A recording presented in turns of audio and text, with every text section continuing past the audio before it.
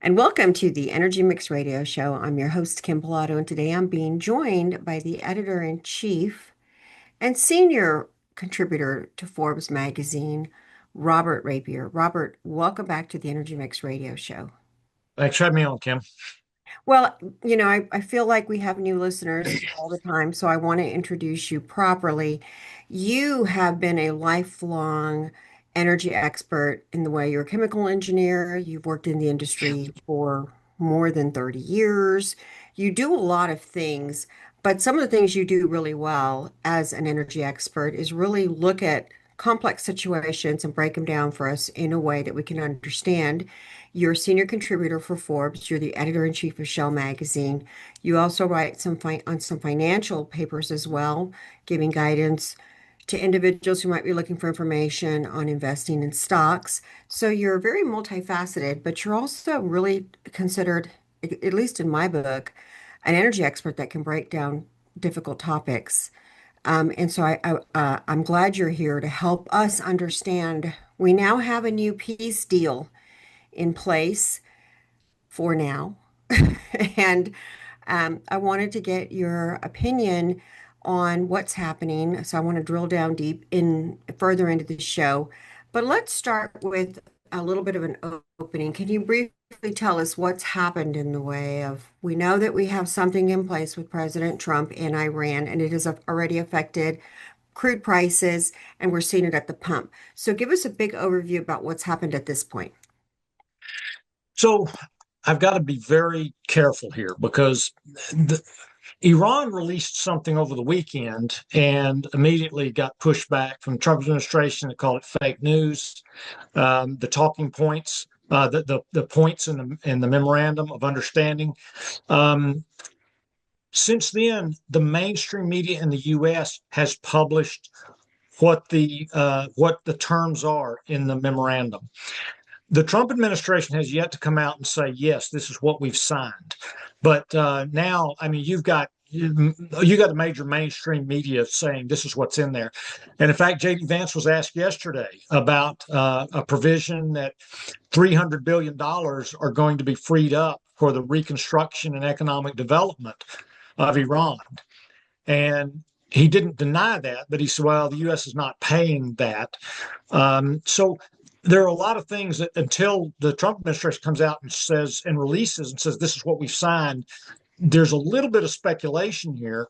But I mean, what it says is Iran will open the Strait of Hormuz for 60 days free of charge. So the ships have been trapped in there can get out. So 60 days, you got 60 days to get out of there. But it says after 60 days, Iran is going to work with Oman and they're going to determine the way things are going to be administered going forward.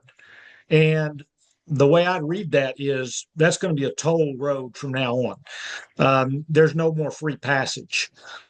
And the other thing Iran has So what learned, you're saying that you're saying there's going to be a toll moving forward, you yes, believe, yeah, I think on the so. I Strait of think so. Hormuz. I think Iran is good, and I think a lot of people think that's what's going to happen because the Trump has come out and said there's going to be free passage, but if you look at the terms that have been released, it says for 60 days, and it says after that, Iran will work with Oman to come up with an agreeable term for passage to the strait. And I've got a feeling that's going to be Iran figured out, hey, we can shut this thing down whenever we want, and it's hard to keep us from doing that. Therefore, we can charge a $2 million a ship toll going through there and vastly increase our wealth that way. And I think that's what's going to happen. I think it's going to start costing money for ships to go back and forth through there. Um, that's going to also slow traffic down because they said, there are approved routes that ships can go through. So that'll slow things down a little bit. So I think in the long run, it's going to be, we're not going to see the same flows out of there we did before. I don't think we will. And the barrels that come out are going to be more expensive because Iran's going to be extracting a surcharge on them. Um, so if I can be diplomatic, let me You let me brought say Okay. what You've explained a lot, very high level. And so I'm going to bring us back in and break it all down. Was there something else you wanted to add before we really start jumping into explain Well, what this means to us and that means? yeah. So if I can be diplomatic, let me say this. I was against this from the very beginning because not because Iran is a problem in the world, and so is North Korea, and there are places that are a problem in the world. The challenge is their proximity to the Strait of Hormuz and their ability to close that down. And that is why in the past we have not attacked them, even though we're concerned that they might get a nuclear weapon. You know, Obama went in and negotiated a treaty where they got rid of all their enriched uranium and were subject to inspections. Now, Trump came in and tore that up and said, nope, I'm not doing that. I think the right approach would have been to come in and say, okay, we'll start there, but we're gonna want to go. We're gonna want to negotiate a little bit more stringent terms or something. I don't think the right approach was to come in and tear it up and start bombing them. Because now we have a situation. I mean, if you look at the terms, people were up in arms that Obama freed up whatever it was, $1.7 billion of frozen Iranian assets. That was it. I mean, people think we paid them money. That was their assets that we'd frozen. So we released that money back to them. We're now talking about releasing a lot more money than that in frozen assets and allowing them $300 billion in reconstruction funds. I saw somebody on Fox News said this is like the Marshall Plan after World War II if the Nazis were still in charge. So we're going to go and we're going to rebuild Nazi Germany. And so there's a lot of concern there. And I think when the full details get released, I think there's going to be a lot of pushback and there's going to be a lot of people that are upset. But I will reiterate, we have not seen the Trump administration release and say, yes, these are the terms. But we've seen CNN, I've seen Axios, I've seen ABC all say, here are the terms. We've got our hands on the terms, and this is it. This is what Trump signed. And if it is, there's going to be some pushback. I mean, Republicans who criticized Obama for releasing $1.7 billion are going to be up in arms about releasing a lot more than that and then allowing them to have access to $300 billion for reconstruction. The big thing in there is we promise not to develop a nuclear weapon. They promised not to under Obama too. They agreed not to develop a nuclear weapon, and J.D. Vance was confronted about that, or actually Pete Hegseth was on Sunday, and he said, "Yeah, but if they do it, we'll bomb them." Well, how do you be sure that they're not going to do it? The only way you can do it is inspections. And that was the same in the treaty we had before. You had inspections to make sure that they weren't violating. And, you can detect nuclear material. There are ways to go in and figure out and track. And we've got, good intelligence and we can see, okay, they're violating the treaty. And we can come down with a hammer, cut off their oil. And that's another thing. We're allowing them now. You can sell your oil out on the market. It's really, from Iran's perspective, if I look at this, Iran got basically everything they wanted. I mean, they got a really good deal here. And I think once this comes out, I think there's going to be a lot of consternation about exactly what all this means and what it means going forward for Iran. Because if the terms, as I read them, are correct, it's going to make them much more powerful than they were before all this started. Okay, let's start breaking this down. Um, you you wrote an article in Forbes specifically about how it's going to affect the U.S. And Iran framework agreement, which you've discussed, but you didn't quite go into this detail that you just went in with me right now. And I think it has a lot to do with you've kind of just uncovered this, and this is a much bigger story. If we look at it on one side, I believe President Trump, all he really, really wanted in the way of, I guess, for humanity's sake, Iran cannot have a nuclear weapon. There might have been, in just trying to look at this on both sides, I do remember that was more or less where he really was leaning towards. If he accomplished that, and I heard you say, but not really, it was the same as before. But if he did, in his mind, accomplish this to some degree, there had to be concessions that were made. So for the listener, let's try to break down a little bit more before we really get back into this deep part of it that you just came into. They're going to have to wait till the end so we can break this down a little bit further. In your article, you can you tell the listeners like what is the single most important thing that we all need to know of how it's going to affect us? Can you highlight how I'm seeing all over social media, yay, gas prices have gone down, everybody is happy again. And in those terms, I guess everybody's doing well. You see it on the other side, like, hold on a minute. And Yes, again, yeah. we're going to So get into that, but tell us what we can expect at the pump. What is the consumer going to start seeing immediately, and then what may change in the near future? yeah, so there are a couple of things. Let me take a step back though. You mentioned some of this I may be just uncovering, but it's really that I can explain in a way that I can't in Forbes and that could be taken the wrong way. I can go into a little more depth and a little more clarity on what I mean. So I think from the beginning, the purpose of this operation was regime change in Iran. And I think because Venezuela toppled so easily, I think the thought was Iran's going to topple easily. And so I think we went in and we tried to knock out the leader, and we had a guy in mind, and I think we accidentally killed him in the process. And so what we didn't get that fast regime change, and suddenly Trump found himself in a battle that was either going to be, okay, we're going to have to make some concessions here, or we're going to have to go in boots on the ground. And I've written several articles about that. That was a really bad idea. The only way to wrest control from the Strait of Hormuz is boots on the ground. That was it. I mean, you could put a blockade in, but they were getting oil out. They were still getting oil out into the market. I don't think a blockade would have worked. It would have taken a very long time, and it would have been very timely and costly. But the only other option was boots on the ground. And I think ultimately, how many times has Trump said they're dying to make a deal? And I think that's Trump signaling, I'm dying to make a deal and get out of this. And I think that's where we're at. I think we've got to a point where Iran has dug in and kind of said, yeah, we're not, because Trump said, we're going to make a deal. And Iran came back and said, no, not yet. But last week I said, well, this time may be different because Iran is not forcefully coming in and saying no deal. This time they're saying maybe a deal. But the nuclear question is not even answered in this deal. It's punted down the road. Yeah. Let's take a quick break because this is a lot more we have to get into when we start trying to, get into the mechanics behind this.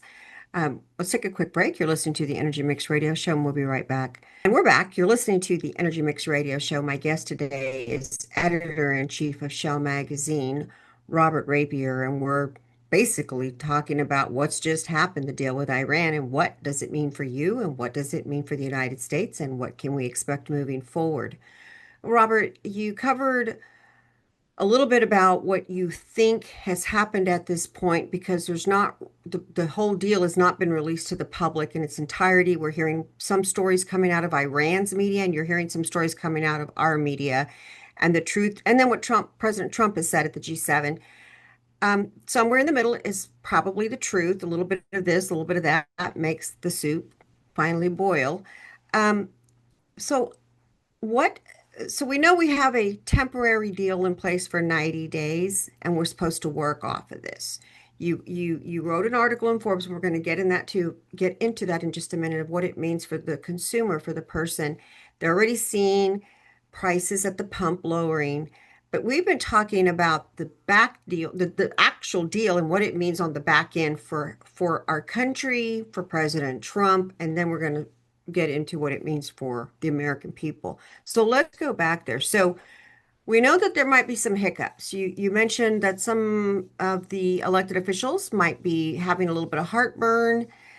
He made a statement from the G7 that, a couple of things that I'll let you get into. Where are we right now with this deal as far as where do you think President Trump is at? Did he sign? Did he agree to something that he can live with? Are our elected officials going to be okay with it? Are they going to criticize him? Where are we with the deal So I with think Iran, the peace deal? I think the fact that the White House has not released terms of what they signed over the weekend is a sign that they're concerned about pushback and they're concerned about the reaction.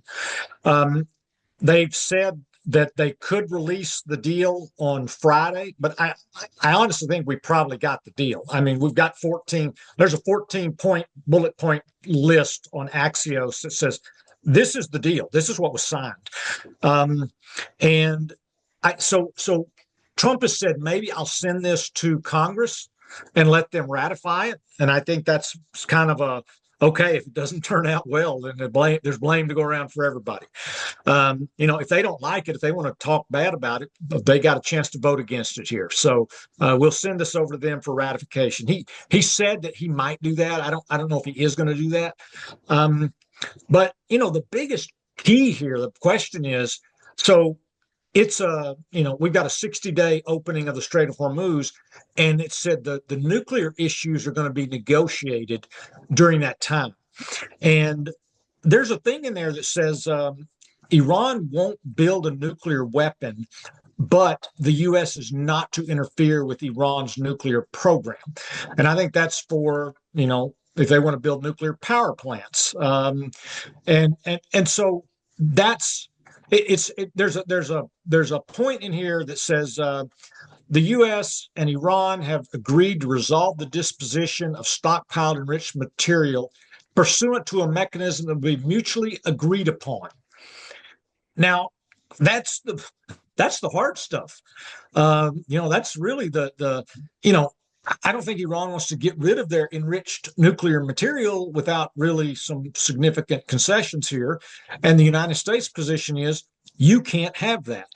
But as we saw, so just historically, just going back, so the deal Obama negotiated, they had to get rid of it, and so they got rid of it. I think they let Russia have it. So it went down to zero. I mean, they had no enriched uranium.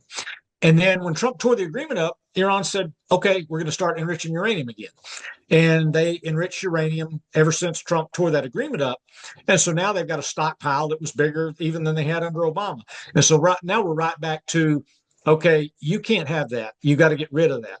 And so this is what they're going to be negotiating over the next couple of months is will they once again agree to give that up? And is there anything else we have to give up to get them to do that? Because it seems to me like we're giving up a lot here in this agreement. It seems like we're stepping back. I mean, there are a lot of stuff about, we're going to pull out of the area and we're going to not interfere and we're going to let them run the Strait of Hormuz. And this is going to be much discussed. If this is released on Friday, this is going to be all over the talk shows on Sunday that people are going to be talking about. And there's going to be a lot of spin. But I think it's going to be important to drill down and figure out, okay, what exactly does this really mean? From your perspective, does this framework actually reduce the risks of escalation, or do you feel it's just simply another delay in the next flashpoint in the region? And if you do, how soon is that? Well, so I We're mean, going to make it to the 90 days? I think Trump today said, if we don't like the way it's going, we'll start bombing them again. I mean, he said that today, I think, at the G7 Yes, he meeting. did. He did. So does it reduce It's the on and risk? it's off. It's on and it's off. Yeah, I think at least we're talking now. Okay, at least we're talking. I think I do think a lot of Republicans, especially, are going to look at this and go, "What are you doing? What is this? This is no good." Is But it too much for them, the American people, and for our elected officials to say we gave up too much? Is that what you think yeah, the yeah, feeling will yeah. be? That's what they're going to say. They're going to say, "Okay, going back to the deal Obama negotiated, how does this deal compare?" And Hegseth said, "Well, we'll bomb them if they don't agree. If they don't agree, well, we could have done that under Obama's deal. We didn't have to do all this. If we were going to say we will bomb you if you're in violation, we could have kept Obama's deal in place, not spent all this money, not shot all our missiles and lost Americans and jacked up gas prices. We could have said, okay, we're going to continue under the Obama deal, and if you violate it, we're going to bomb you. And if they violate it, bomb them instead of where we are now. So I just think there was a different path here. but it's done. It's water under the bridge. We're dealing with high oil prices, high gas prices. But the question is, where's it going from here? So we're going to get ready to go to break, but when we return, I want to get on the Strait of Hormuz and this potential opportunity for these transit fees. I also want to talk about Lebanon. I want to talk about what this new deal means for the pump and the consumer. And of course, the impact to the U.S. energy markets. We'll cover that in this show. Let's take a quick break, Robert. You're listening to the Energy Mixx Radio Show, and we'll be right back. And we're back. You're listening to the Energy Mixx Radio Show. Today's show is my guest is the editor-in-chief of Shell Magazine, Robert Rapier, and we are breaking down the newly announced U.S.-Iran agreement and trying to figure out what this means for the United States, for the citizens, as well as for the energy sector. So, Robert, let's get back to shipping CEOs are calling the proposal of the proposed Strait of Hormuz transit fee dangerous. So, how real is this concern in your opinion, and what does it mean for the global oil flow? If this actually happens, because I think we were told there will be no fee, but then we're hearing other reports, I think, coming out of Iran that there is going to be a fee. Please correct me if I'm wrong. So where are we in this? Is there a fee? No fee? And what is So what the agreement that has been released, and I will caveat this again and say the Trump administration has not said this is what we've signed, but a lot of news agencies have said this is the deal. It says there will be no fee for 60 days. And then after that, there will be a mutually agreed upon arrangement with Oman for transit. Now, I read that to be probably they're going to charge a toll from now on. They're going to control. I mean, the dangerous thing is they're going to be in control then of 20% of the world's oil flow. That's more than Saudi Arabia controls. So immediately puts Iran in a very powerful position. If they're allowed, to control the Strait of Hormuz, that puts them in a very powerful position, a lot of leverage. In the future, they could shut down the Strait of Hormuz. And what are you going to do about it? Well, boots on the ground. I mean, we've already tried bombing them. That didn't open it up. So, that's one of the concerns. One of the concerns in the points that have been released, that's one of them, that they would have control over the Strait of Hormuz. So what we want to get into, though, is, okay, what happens if everything goes according to plan? This is the deal. It gets signed. How quick do things get back to normal? And that was the gist of the Forbes article I published this morning, was the market's reacting right now. Oil prices are falling, gas prices are falling, and yet the inventory situation globally is very dire. I mean, the inventories are very low. You had in the last month Exxon and Chevron CEOs saying, we're looking at $150 a barrel oil here. And the funny thing is, from the beginning, I don't think the market reacted to any of this as if it was a concern.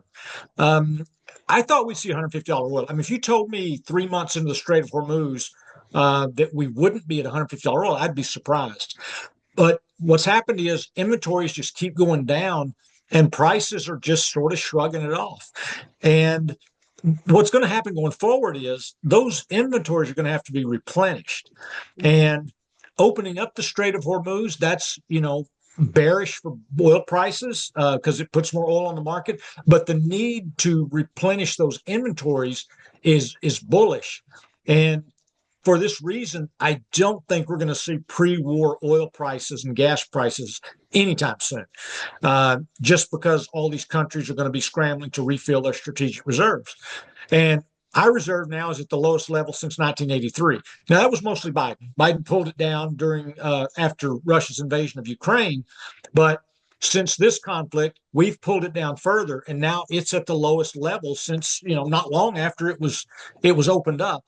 And so we have to make a decision. Do we run with a depleted strategic petroleum reserve? I'd liken that to letting your homeowner's insurance lapse. Yeah, we don't want to do that. Can you get away with it? You might get away with it, but if the worst case happens, I said when Biden did it, I said if we get into a war and he has just depleted half our strategic petroleum reserve, it's going to look like the stupidest move in the history of the U.S. But we'll probably get away with it. It's just like, I've had homeowners insurance on my house for 40 years. I've never had a fire. My house never burned down. So I could probably get away with not having it. But when you need it, you need it. You need it, exactly. And especially in a time of war.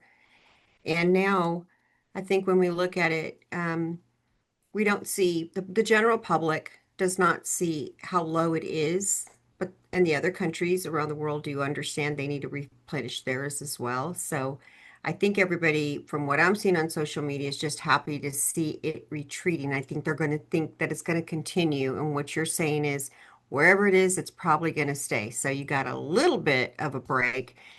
It probably won't go much lower, and it may not even last that long. If we go back to another conflict with Iran. We got to take a break. When we come back, I want to talk about the regional players like Lebanon. How strongly will this affect them, and what is their stance in this? So let's take a quick break. You're listening to the Energy Mixx Radio Show, and we'll be right back. And we're back. You're listening to the Energy Mixx Radio Show. My guest today is the editor-in-chief of Shell Magazine, Robert Rapier. And today we are discussing the new Iran deal that was signed, or is on the table to be signed. Let me correct that. And so Robert Rapier, the editor-in-chief of Shell Magazine, is breaking it down.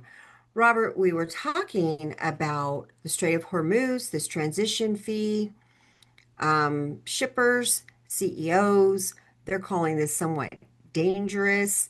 And you talked to us a little bit about that. Now I want to move into all of the surrounding regional players, Lebanon and other players in the area. They're reacting strongly to this agreement. How much influence do these secondary reactions have on the stability of the deal itself? And where is Iran? Where is Israel in this deal as well? So again, back to what has been published. Bullet point one, there's 14 bullet points. Bullet point one mentions Lebanon 3 times. It says the U.S. and Iran and their allies, by signing this MOU, declare immediate and permanent termination of military operations on all fronts, including in Lebanon, and undertake from now on not to initiate any war against each other. Blah, blah, blah, and ensure the territorial integrity and sovereignty of Lebanon. The final deal will confirm the permanent termination of the war on all fronts, including in Lebanon.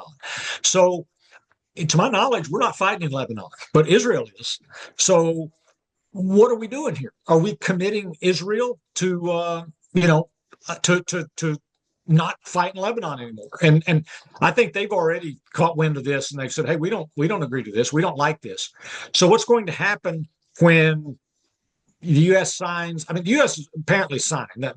We've signed an MOU electronically, and apparently there's going to be a signature in paper. What happens when this gets signed and Israel bombs Lebanon, or there's a fight there? Does it immediately blow up this agreement?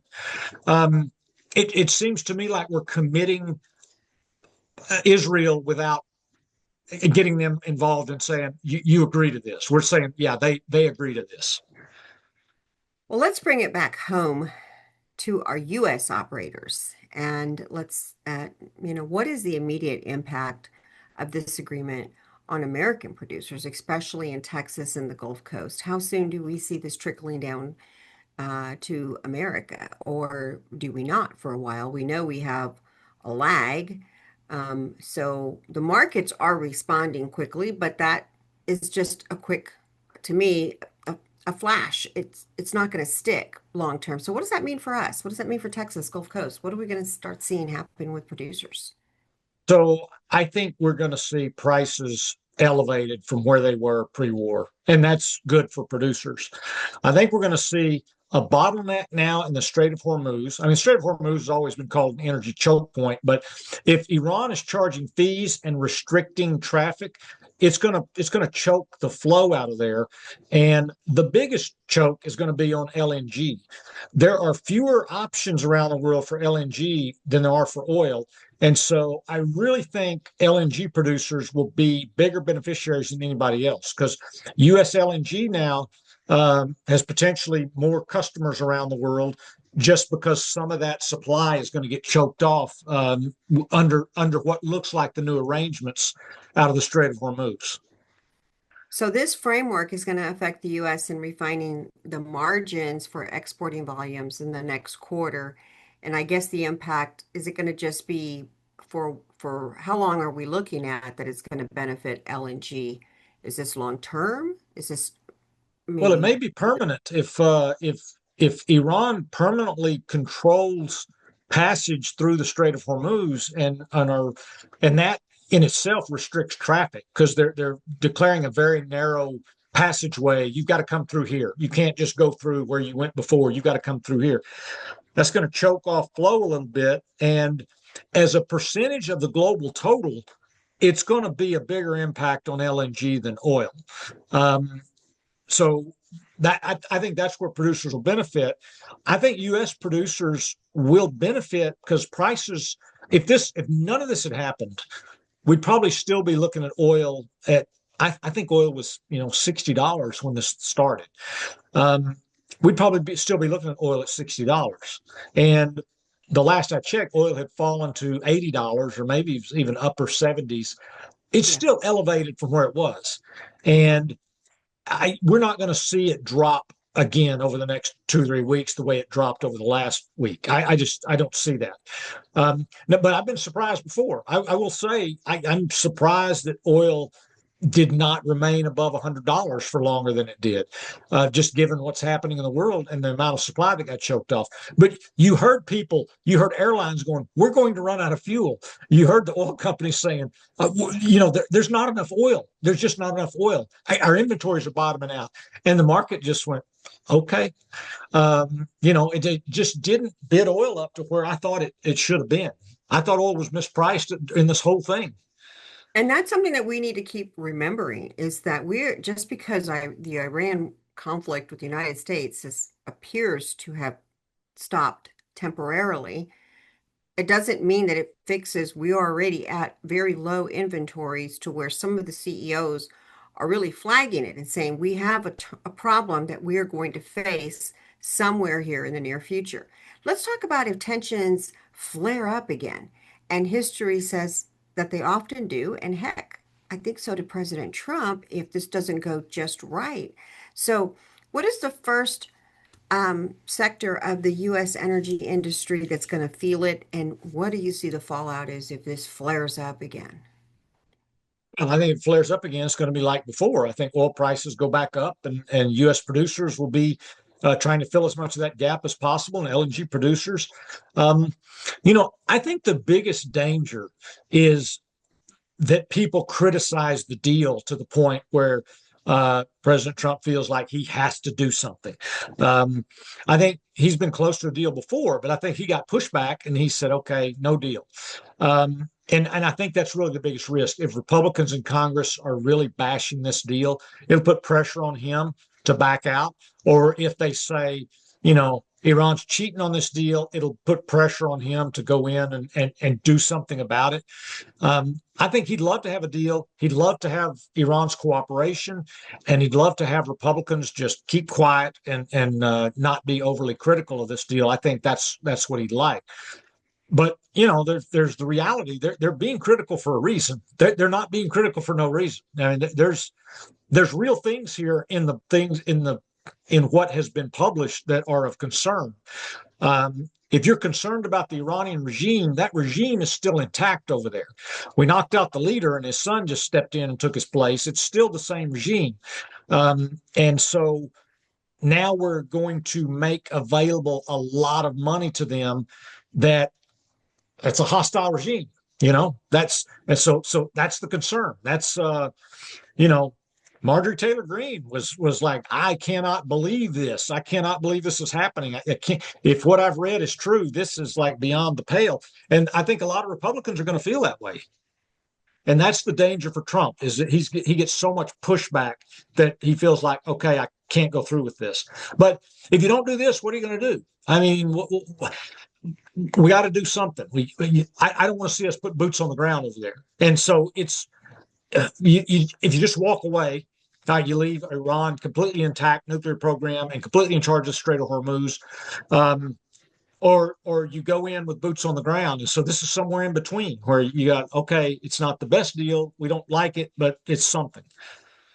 Well, maybe part of the problem, and this is just Kim thinking, we're going to go to break, but I'm going to leave us on this, and then I promise we're going to get back on what the short-term oil price outlook looks like. But, President Trump didn't really get a lot of support when he went to Iran and started this. And maybe now with some of our elected officials, maybe now with we tried peace, the strength through peace didn't work with them. An MOU didn't work with them. Maybe if he got more support coming from Congress to maybe look at different, and the American people as well, maybe we might have a different outcome. Maybe we need to go down this path. Maybe President Trump needs to show the American people, as well as some of our elected officials, we have tried a peace deal with this regime. And like you said, we may try to change one person and another one pops up. And so it never really changes. They're very dedicated to wanting to terrorize the world. And I don't think they're that easy. First of all, if they were that easy to deal with, we would not be having this problem all these years later. Almost all these countries fight. So maybe this has got to happen for people to honestly see this is a difficult situation. And with the Strait of Hormuz, this is a problem. By the way, from my understanding from you while we were on break, the traffic has not returned from the Strait of Hormuz as of yet either. So that's another problem. Let's take a quick break. When we return, I want you to answer that. Why has the traffic not returned back to the Strait of Hormuz? You're listening to the Energy Mixx Radio Show. We'll be right back.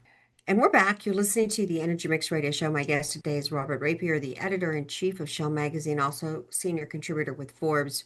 Robert, thank you for joining me today and helping us understand all of this very complicated situation now with the new MOU that has been signed electronically with Iran, what it means for us, prices, global tension, the Strait of Hormuz. So I want to go back there real quick because before the break we were discussing what happens if tensions flare again, and you discussed between the break that the Strait of Hormuz has not it is open, but it's not open in the way the traffic is not returned. The ships are not cruising through there. What's happening there? And is it because there's still tension? Is there still uncertainty? What do you believe is happening of why the traffic is not returned? So for listeners, there's a website called marinetraffic.com, and it shows all the boats all over the world and all the traffic. And so you can actually go zoom into the Strait of Hormuz and you can see the traffic. And there are no tankers going through the Strait of Hormuz. They're piled up on either side of it. If you back up and look at the Suez Canal, now there's a steady flow of ships in and out of the Suez Canal. That's normally what the Strait of Hormuz looks like. It's got heavy traffic through there. So what's happened, I think, is that it's not really open yet. I think President Trump over the weekend said, I declare the Strait of Hormuz open for business, but I think this deal is not official. I think we've got an MOU signed, but I don't think it has been made official yet. And I think there's probably still mines out there. I saw insurance companies say, we're not convinced that the threat has eased, so we're not still insuring vessels going through there. And I think there's just enough risk that, they've just said, hey, we're not going through there yet. I think if we do get to a point where Iran says, all the mines are cleared, traffic's open, I think you're going to see a rush of boats to get out of there, because you've got ships that have been trapped in there for 3 months. So I think there's going to be a rush to get out, and there's not going to be a rush to get in. And so, I don't see traffic normalizing there for a while. I mean, certainly you're not going to go back to pre-war traffic levels anytime soon. And I don't know if you'll ever get back to those levels if Iran is controlling flow through there. And they put uh, a toll on it as well, I would imagine. Let's talk about oil prices. They have been bouncing on every headline coming out of the Middle East. Um, and based on what you know right now, what is your short-term outlook, and what are operators, what are they watching closely right now, in your opinion? So as an investor, okay, and I look at this and I say, I think oil is mispriced. And so I looked at the stock price of Chevron. Stock price of Chevron yesterday was lower than it was before this conflict started. And I'm like, are you serious? I mean, oil prices are still well above where they were before the conflict started. And yet you've got Chevron stock price that has fallen to below where it was before this started. And I said, that doesn't make any sense. So as an investor, I'm always looking for opportunities like that. I'm looking for things that I think are mispriced. Now, Chevron stock might keep falling, but I think the odds are oil right now is a little mispriced. I think that there's a little bit too much enthusiasm and thinking that, okay, we have priced in peace. And I don't think we have peace yet. And we've priced in that everything goes smoothly. And we've priced in that inventories return to normal quickly.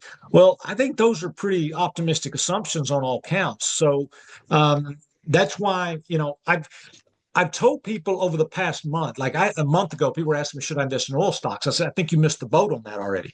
But now that they've pulled back significantly, not for good reason, I think, I'd say, okay, maybe there's another opportunity here. So that's what I'm watching. I'm watching a disconnect here between what I think is happening physically out there in the market and what traders are doing with oil prices. So let's talk about the article that you wrote for Shell magazine, in which you kind of talked about the U.S.-Iran Framework Agreement. And I guess my question would be for the listeners who haven't read it yet, please go and read it. But what is the single most important takeaway that you think they need to understand? I'd say the single most important thing is I don't think we are back to normal anytime soon. I think you've got to temper expectations. Now, there's market psychology at play here, and that's always a tough one. But if I look at supply and demand, I say the supply and demand, there's an imbalance still right now that is not going to be quickly rectified with opening the Strait of Hormuz. That there's still going to be a shortage out there for a while. And what happens in the midterms as far as, so you mentioned earlier in the show that the Strategic Petroleum Reserve, which is our reserve that we go to, especially for if we have some kind of a natural disaster, a hurricane, some kind of massive flood, and or in the case of war. So we won't refill that more than likely due to the midterms. So where does that put us in this place? Does it keep prices steady, or do we still, if we have another flare up, does it go back up again and make the matter situation even worse for the United States? Where do you see us landing? And then the last question I'd like you to answer, maybe you can answer it all together, is Israel a deal breaker for this? Are we Well, Israel could intertwined? blow. I'll answer that one first. Israel could blow this up immediately. Um, I mean, I've seen multiple news reports that said that Netanyahu has tried to get the U.S. to attack Iran for many, many years. And he finally convinced Trump, hey, you're the guy, you can go in and you can knock them off. He views Iran as a threat to Israel and completely wipe Israel out. And so he's wanted somebody to go in there and attack them. And if he feels like this, I mean, this leaves the regime in place. They don't like that. They're not going to like much about this deal. And so they could blow it up immediately. Um, so yeah, it remains to be seen. I feel like, I'm saying all this and we may see a deal released on Friday, and it goes, yeah, those points were not true at all. None of those points are true. This is what the deal is. But, it seems pretty consistent reporting from Iran and from the U.S. that, there are 14 points, and here they are. And I'll be interested to see how the talk shows go this weekend, because I think even Republicans, I mean, I've seen Democrats criticize it, but they've said, but it's good to stop war. Uh, but I think some Republicans look at this and say, I don't like what we're doing here. Yeah. I think there's also the for me, what I keep thinking about is that this is only a 90-day memorandum of understanding. Anything can happen between now and then, which changes it until we get a little further, some time and distance and window into this MOU. I'll feel more comfortable. I think that this regime um, doesn't have the best track record, so it'll be interesting to see if it can stick for even 90 days with all the different countries and all the Right. different people in the Middle East. So that's another interesting thing we're going to have to watch. Robert, thank you for joining us today. I wanted to compliment you on your cover, your last cover you just released, which from Shell Magazine. The feature was the CEO, Kent Britain, with the Port of Corpus Christi. And boy, isn't it perfect timing in the way we're talking about global situations and ports. And it was great that you were able to put him on the cover. Do you want to say a few words before I let you go? Oh, I just say that Corpus Christi has become incredibly important, and this just highlights how important they are on the world stage. I lived there 30 years ago. I never dreamed that Corpus Christi would become the most important energy exporting port in the country, and we covered that in the interview. And one of the most important ports in the world as far as energy export goes. Explain what's happening. And if we have any more breaking news, I'll be sure to get you back on the radio so we can talk about what's happening. And for more information, our listeners can go to shellmag.com and read the article you just used on this conflict. Thank you, Robert, for joining me today. And we look forward to having you back soon. Sounds good. It's going to be interesting to see what happens. Absolutely.